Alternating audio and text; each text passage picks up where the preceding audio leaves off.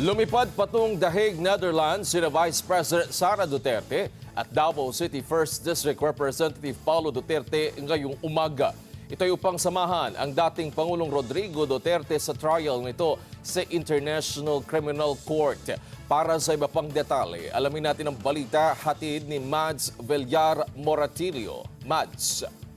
Yes, Wedge, sakay ng Emirates Flight EK337, bumiyahe na patungong the Netherlands si Vice President Sara Duterte para sundan ang ama na si dating Pangulong Rodrigo Duterte. Sa impormasyon mula sa Office of the Vice President, alas 7:40 ng umaga kanina nang umalis ang eroplano na sinakyan ng Vice Presidente patungong Amsterdam.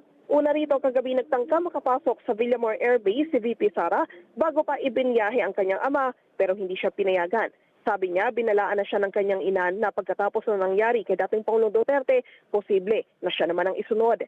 Hindi niya umano nakakausap pa si Pangulong Ferdinand Marcos Jr. pero kinumpirma ni VP Sara na sumulat siya sa Pangulo at tiniyak nito sa kanya na walang magiging koordinasyon ng gobyerno sa International Criminal Court o ICC. Naniniwala si VP Sara na ang lahat ng ito may kinalaman sa 2028 presidential elections. Bagamat wala pang kompirmasyon mula sa tanggapan ni Congressman Paulo Duterte, may mga impormasyon na tumulak na rin ito patungo sa Netherlands sakay naman ng isang Cathay Pacific flight. Balik sa inyo dyan, Wedge. Maraming salamat, Mads Villar Moratilio.